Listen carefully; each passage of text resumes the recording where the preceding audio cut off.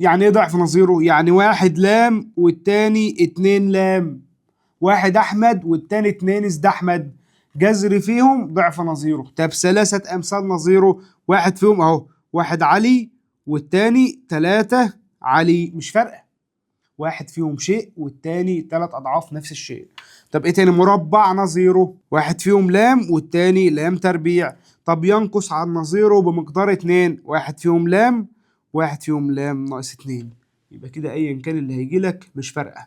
طب لو قال لي لام وميم دول الجذرين بتوع المعادله الاولانيه، المعادله التانيه مطلع لي بقى جذور لام تكعيب وميم تكعيب، احلها ازاي؟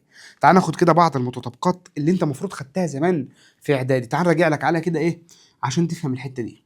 بيقول لك يا سيدي لام تربيع زائد ميم تربيع، انت طبعا زي الضغوف بتقوم رايح شايلها وحاطط لام زائد ميم الكل تربيع ومعوض عن لام زائد ميم اللي عندك، ده الكلام ده طبعا غلط، لان في جزء اسمه ناقص 2 لام عندك في المعادله. الاربع متطابقات دي يحلوا لك اي مساله تخص الجزئيه دي.